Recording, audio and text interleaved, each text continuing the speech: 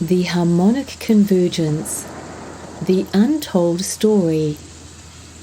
Chapter 1, Descending through Aldebaran.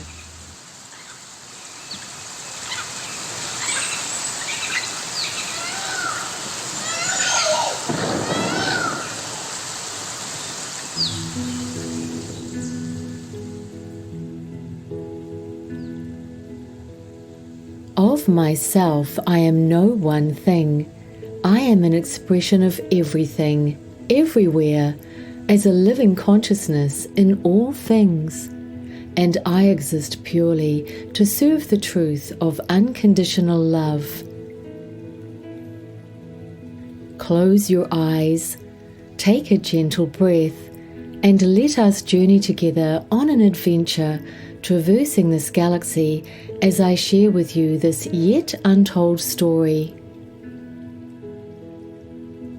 I am Samira from the Crystal Mountain far, far away, a High Priestess answering a clarion call that has been sent out throughout all of creation, and now I wish to share with you this unrecorded knowledge, for we are all one, and the truth does set us free.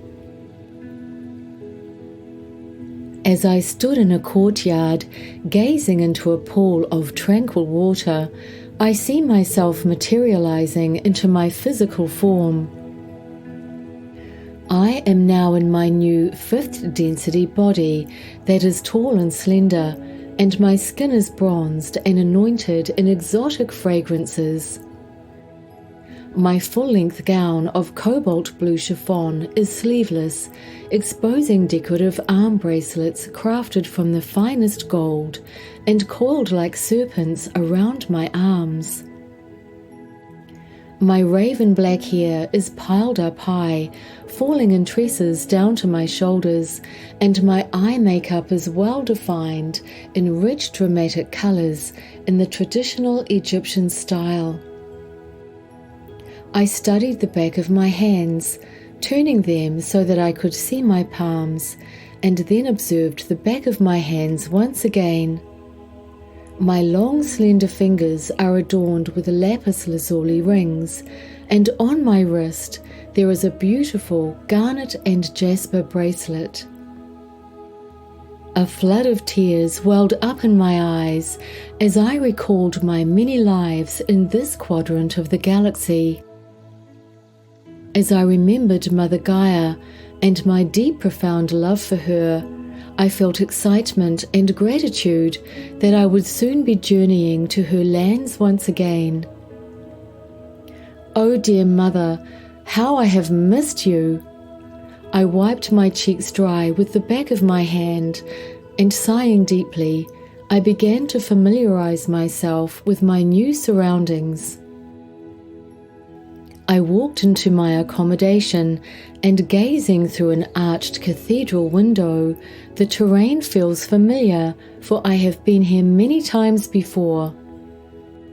Cydriel's magnificent deep red mountains take on a different form than most other planets, as rather than reaching upwards towards the sky, they project sideways.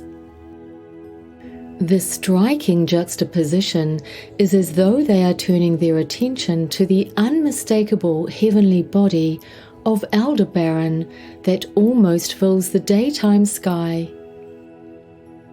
Aldebaran is a giant sun that casts its magnificent orange glow over the wilderness that is stretched out before me. The majestic planet of Cydriel welcomes me once again. There is a knock at the door. Yes, come in, I responded automatically. The sound of my voice, as it resonated through my body, felt strange and yet known to me. Hello, Samira. I am NyShaRa, your guardian and guide. NyShaRa was carrying a tray of refreshments, and she placed them on the table. Thank you, I replied. NyShaRa is wearing a garment of electric blue gathered at the waist by a multi-plaited sash in a Celtic knot that reflects light as she moves. She is a High Priestess and will accompany me throughout my forthcoming adventure as we traverse the galaxy to our destination.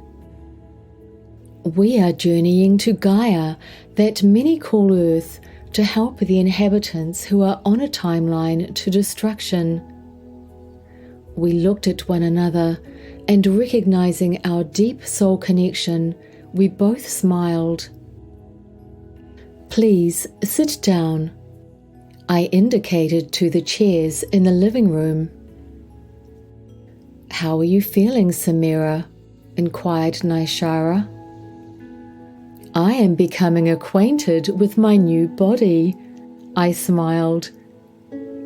"It is quite wonderful to feel my body, and yet I understand deeply that a soul can only temporarily inhabit a body.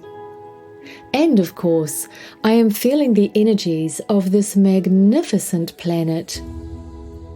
"Perfect," said NyShaRa. "In all planets throughout the galaxy, our connection to everything is felt through the natural world. The energies of nature, combined with our own, is a complex ocean of frequencies that are inseparable. On Cydriel, however," continued NyShaRa, "the natural energies are very different from most other planets. Cydriel has more of a desert terrain, with seemingly very little life, certainly little vegetation. However, it is peaceful and quiet." "I certainly do feel peaceful and quiet," I assured NyShaRa. "Cydriel is a high 5th density spiritual destination," explained NyShaRa. "This is where one can receive a mystical experience that will inspire one's journey towards higher spiritual growth. There are many hotel rooms, similar to the one that we're sitting in now, built into caverns or carved into the natural rock structures for the many guests who come here for deep contemplation." "Ah, yes, I am remembering now," I nodded slowly. "Many come to this place when they're ready to move on from duality. It is here that a person can raise their frequency, disintegrate their biological body, and disappear from Cydriel as they take their consciousness through the portal of Aldebaran and into the higher densities. Or, should a person wish, they can leave their biological body on Cydriel, take their consciousness to other higher densities, and then return to inhabit their body once again." "That is right, Samira." NyShaRa's voice was tranquil and serene. "Aldebaran is a portal to the 12th density and to Prime Creator. You have just arrived here through Aldebaran's portal, and Cydriel is immersed in the consciousness of Prime Creator that emanates from Aldebaran." I leaned forward and touched NyShaRa's hand.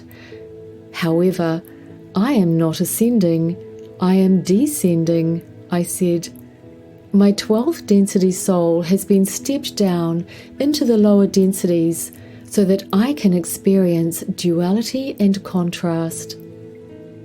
"Indeed," acknowledged NyShaRa. 12th density beings do not require a biological body, as in that density, everything is an idea, thought, consciousness, and everything is connected without separation. However, you have come down through the densities so that we can assist with humanity's ascension." "And furthermore," I began to recall, "when I am in the 12th density, I am aware of my projected consciousness in my 3rd, 4th, and 5th density experiences, and so on, up through all of the densities. I have my focused attention awareness in all of the respective densities and timelines below the 12th density. My lower density selves, however, are not aware of the higher density selves who are conscious and living their lives above them. So, as a 5th density being, I feel somewhat confined, as I only have memories of a few timelines in the 5th density, and everything feels, well, a lot slower. NyShaRa smiled. Everything feels slower because of time. What you think and how you think, the meaning that you give yourself, defines time for you. I nodded slowly, listening to NyShaRa's explanation. Time is an inescapable part of you, she continued. Time is you. You cannot have awareness of self without some sort of temporal perception. There is me and not me, where I have a thought and where I did not have that thought before. I began to remember how time is fluid, depending upon the frequency that we are inhabiting. So, time is the result of the awareness of the consciousness of the observer as it animates its concepts and ideas, giving them sequences, I said. The more awareness, the more concepts the consciousness of the observer can manage, and at a higher rate, so that what we manifest in the higher densities arrives more quickly than it does in the lower densities. Bravo, said NyShaRa, and we both laughed. As my laughter subsided, I felt the urge to connect with Aldebaran once again. I got up, and walking back to the window, I stood in awe of the luminescent light that was projecting out of the stones. I can already feel the love from Prime Creator infusing my consciousness, I murmured, almost to myself. I can feel Prime Creator's love throughout my body, igniting my heart and bringing a sense of oneness into my entire being.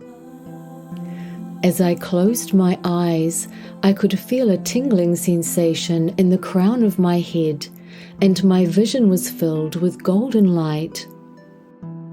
This golden light extended outwards in a lattice of crystal rays, displaying its beautiful high vibrational energy.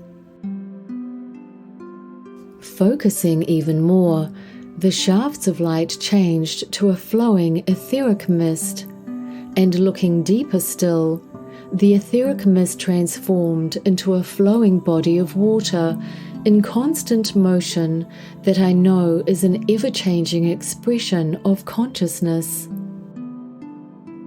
I felt immersed in this magnificent sun with its soft, transparent, radiating glow, shimmering orange, and emanating the Creator's love. Please, encouraged NyShaRa, take all the time that you need to adjust to your new surroundings. I opened my eyes. Outside, the sky was the color of indigo. However, the atmosphere was so clear that the suns and stars appeared illuminated and magnified, and so close that one could reach out and touch them. While gazing into the heavens, I turned my attention to the huge interstellar spaceport that was suspended in the sky above Cydriel.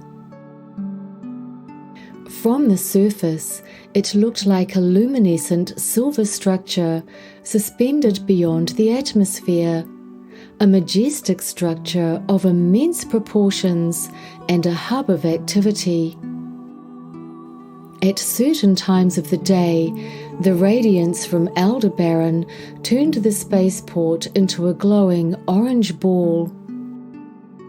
several enormous interstellar craft were docked up against the spaceport. Some were triangular, some were discs, and yet others were spherical in shape. Many were several hundred kilometers in length, although the huge spherical biosphere craft measured thousands of kilometers in diameter. There were many shuttles moving backwards and forwards between the spaceport and the surface port of Cydriel, transporting people and provisions in both directions. "Oh, my goodness," I laughed. "An interstellar craft has just appeared in the sky, literally out of the blue." NyShaRa laughed also.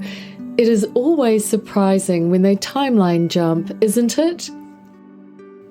"Yes," I exclaimed.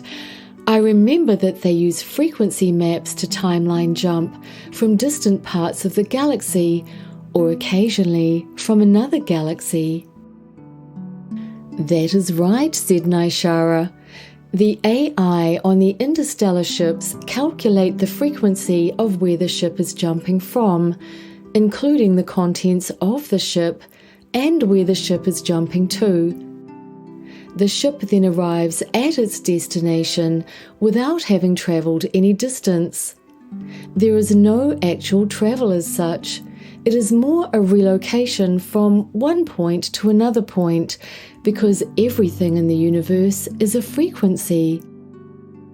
These high technological starships achieve this relocation irrespective of size or mass of the craft or starship." "Oh, NyShaRa," I said, turning to face her, "do you remember our lives as Taigetan Sandclock pilots?" "Oh, yes!" NyShaRa was excited. "We always loved to jump up and down timelines in our Pleiadian Susie craft." "I remember," I said, "that the AI on the craft was my closest friend, as I relied on her to calculate the jumps. The quantum computer reads everything as energy, not as matter, because every experience, event, and object holds a unique frequency. To timeline jump is about traveling from one frequency range to another frequency range."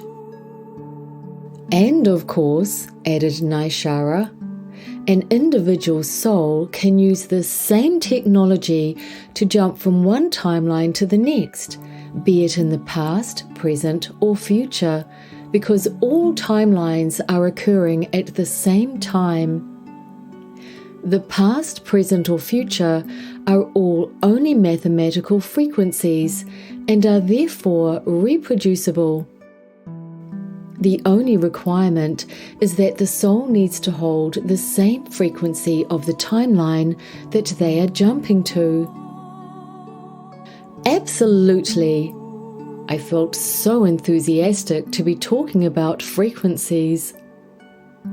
"The way that the quantum computers on a starship use a frequency map," I reiterated, "can also be applied to any personal being.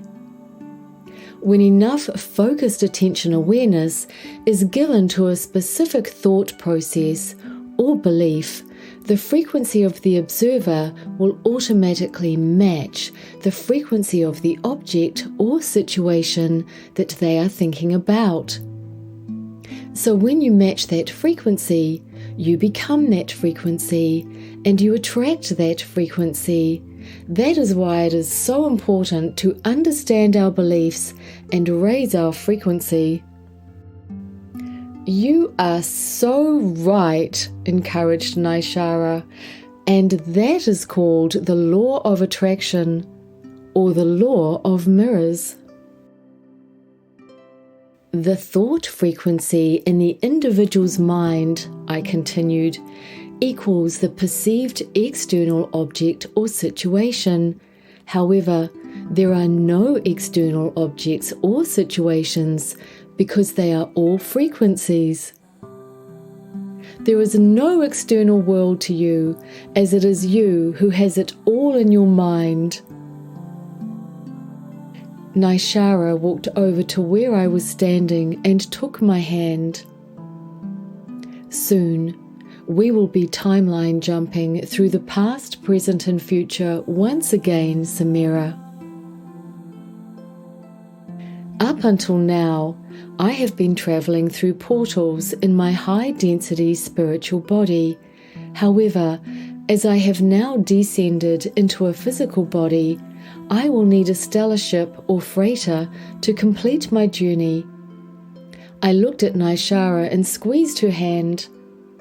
I am feeling ready now, NyShaRa, to refamiliarize myself with the surface port and make inquiries about our transport. All right, Samira, said NyShaRa. Come with me. I will show you the way.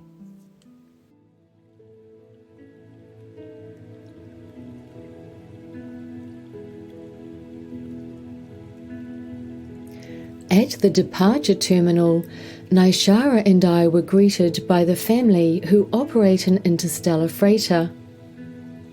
Dulkara stood before me, his face beaming with a beautiful smile, and at his side stood his wife and co-navigator, Sarah. They were accompanied by their two daughters, Samira and Cydriel. Dulkara and Sarah were dressed in typical pilot attire, being a tight bodysuit made of a silver fabric so that they could operate the freighter with ease. Dulkara had a musculature body, a wide, jolly face, and a kind disposition.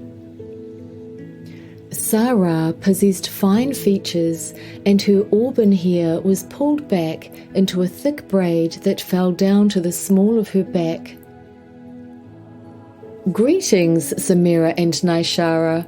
I am your pilot, Dulkara. Upon hearing his voice, I felt an instant recognition for this beautiful soul family.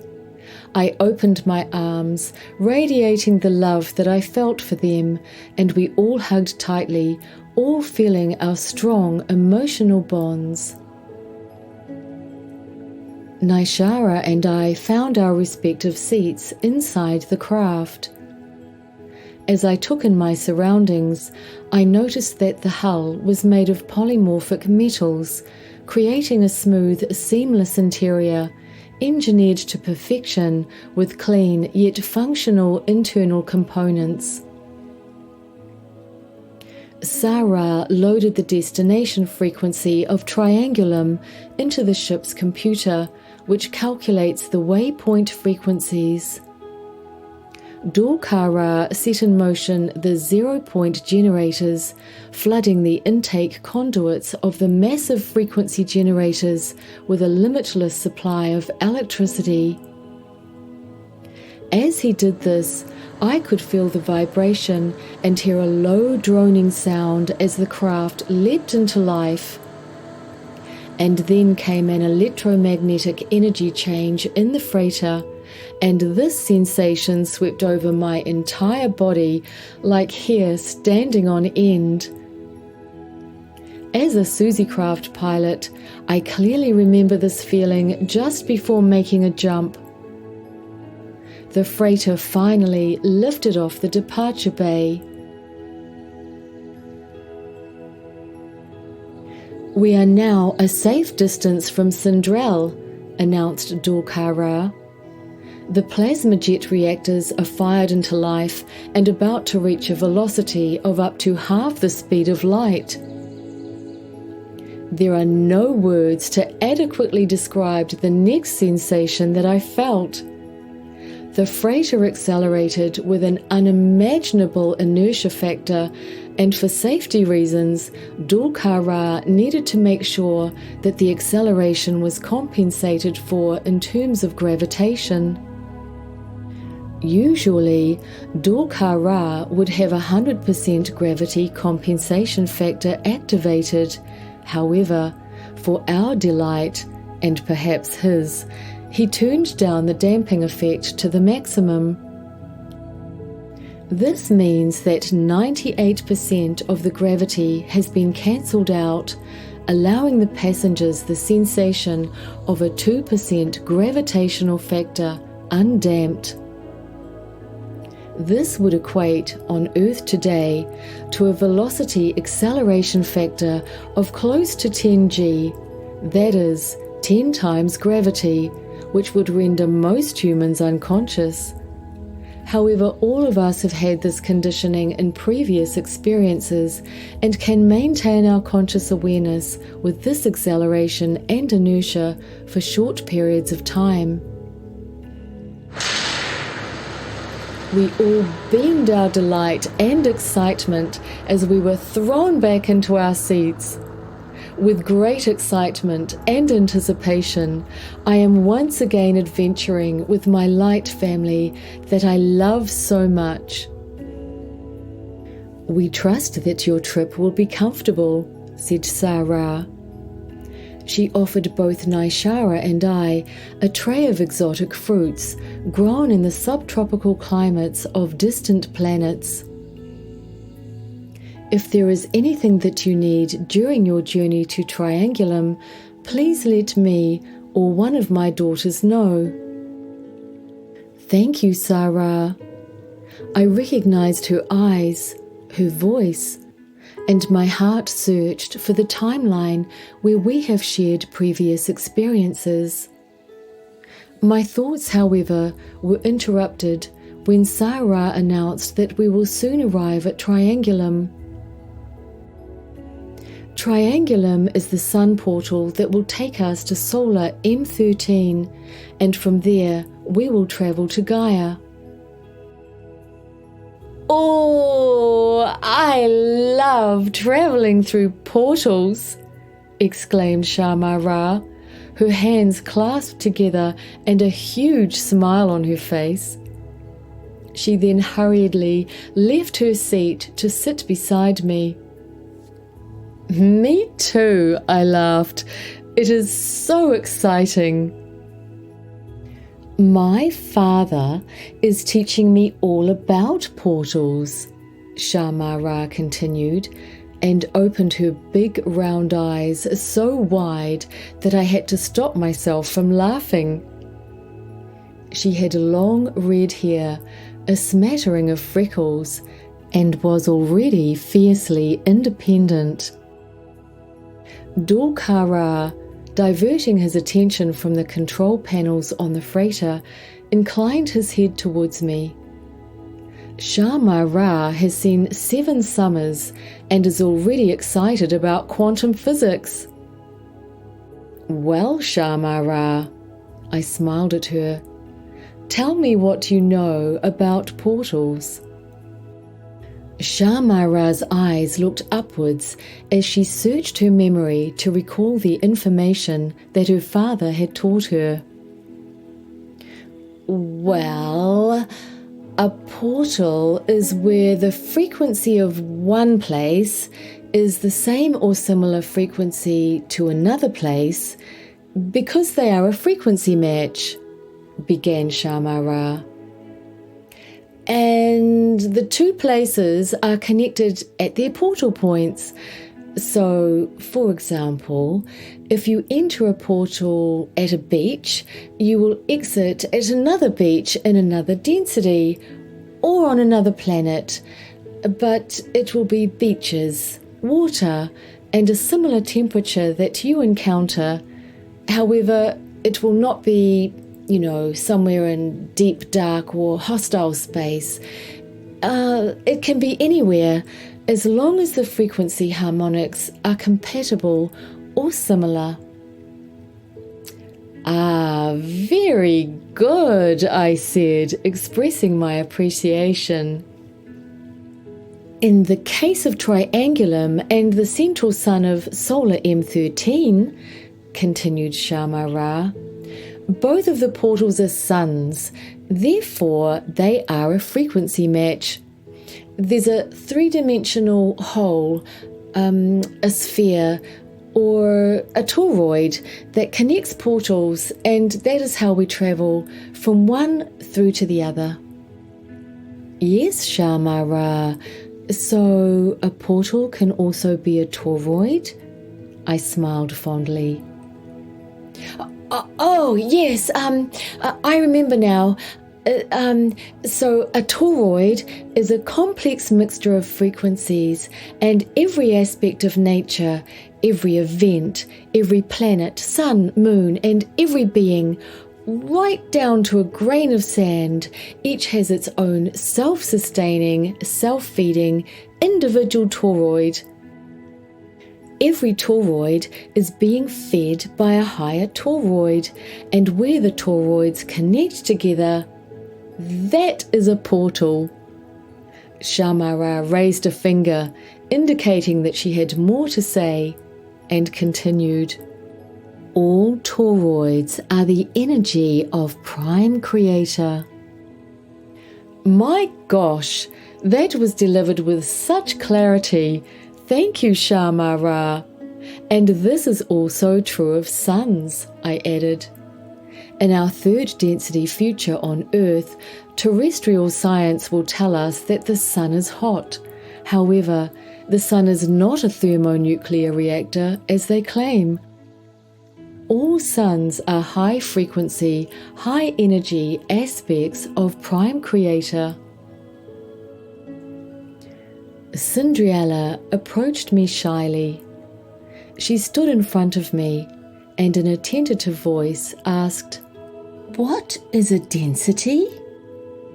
Unlike Samira, who has seen 7 summers, Cydriel has only experienced 4.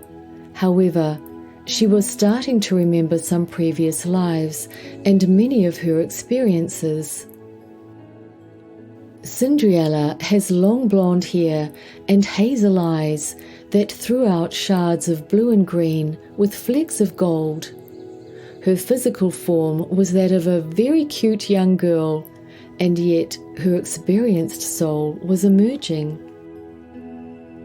I smiled at Cydriel, wondering how much information she would be able to understand.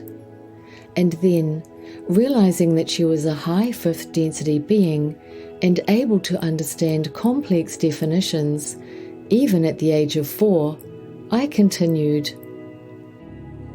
A density is a set of agreements that create a limited array of frequencies.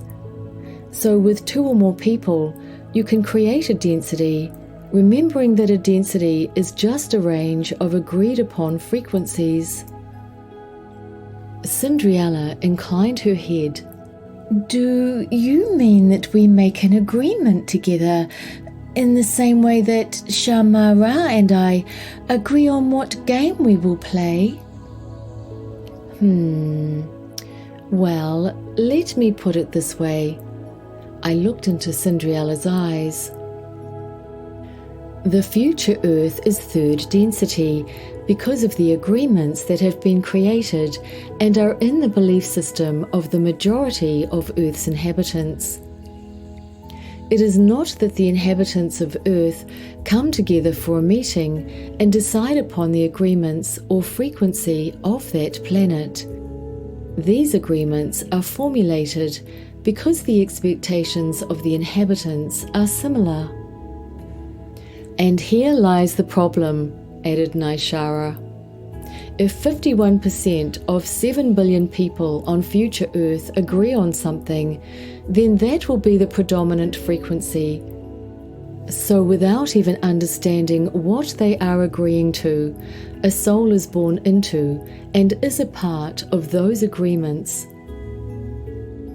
What kinds of agreements are in their belief system? Asked Cydriel.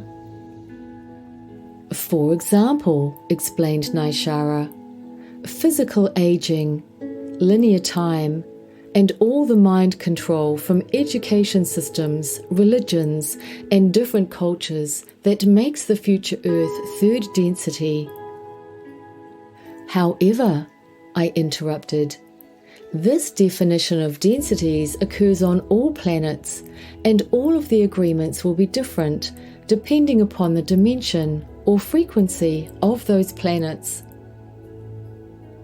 So really, interjected Samira, densities are not real. Oh, brilliant, Samira, I laughed. There really are no densities. There is just the conscious attention awareness of the observer that is focused on a point.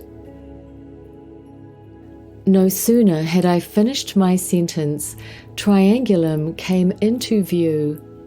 I can see an immense mass in front of me, perhaps 40 or 50 times larger than Gaia's sun. I gasped, "How stunning!" "Isn't it?" smiled Dolkara. My eyes searched Dolkara's face, and yet I still cannot quite remember how our lives have intercepted one another. Natural portals, like suns, continued Dolkara, have the capacity to transfer almost limitless amounts of mass. This is how the Andromedans move their huge biospheres from one place to the other. For example, one of their damaged and discarded biospheres, known as the Moon by humans from Earth's future, can be easily transported through the portals.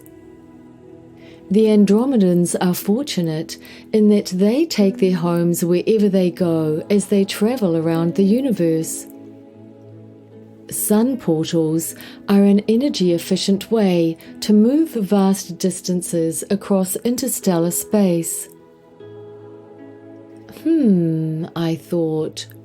A moon that is an Andromedan biosphere in Earth's future. Thank you, Dolkara, for sharing that information, I said, and lay back in my seat, listening to his calm and reassuring voice as he talked more about moons, suns, and biospheres. I closed my eyes and drifted into a vague remembrance where I was experiencing a life in a biosphere as an Andromedan. I was in another dimension and the biosphere was my home. This biosphere, which was also an interstellar starship, was approximately 800 kilometers from tip to tip, was triangular shaped, and was home for approximately 750,000 inhabitants. Throughout the biosphere, there were enormous tunnels that resembled cathedral walkways, and they linked one area to another. Some of the tunnels had jade green rivers, flanked by pathways of paved cobalt, and then meandered through tranquil forests. Other tunnels stretched vast distances with high-speed trains that transported passengers to their desired destinations. This network of tunnels each had their own climate and ecosystem and felt like whole worlds in and of themselves. Gardens of exotic plants and trees, as well as an amazing variety of animals, could be found everywhere on this living biosphere.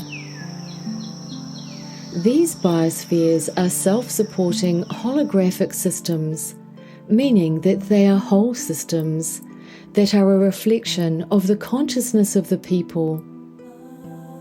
The core principle of a holographic system is that any soul has the right to express themselves in any way that they choose. However, with one caveat: no soul has the right to harm another soul, and so there is harmlessness. In fifth density, if a soul thinks of harming someone else, they will suffer themselves in the same way that they were imagining harming the other soul. The inhabitants choose to live their entire lives on these beautifully crafted planets, and when they are ready, they can return through reincarnation. Ah, yes, I can see myself as her now. My Andromedan body was slender and almost 3 meters in height. My skin was pale blue, and I did not have any hair on my body.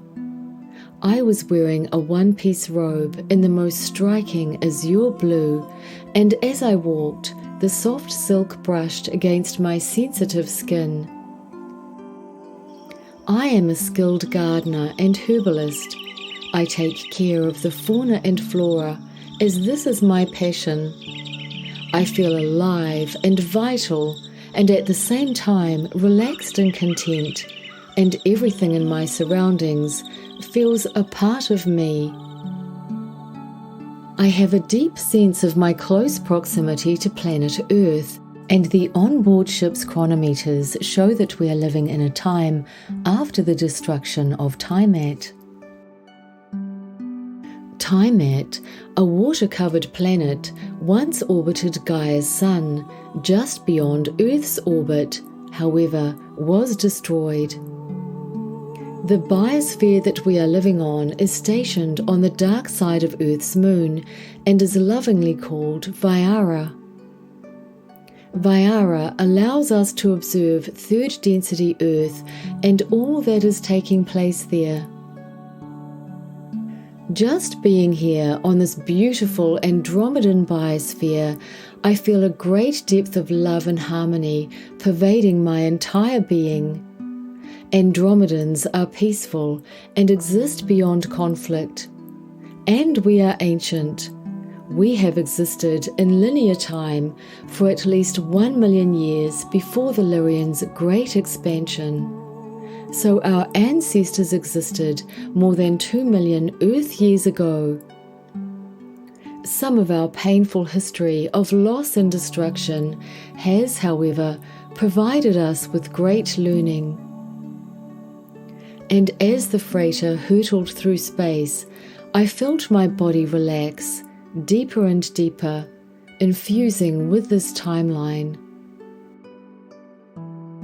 And so my journey continues.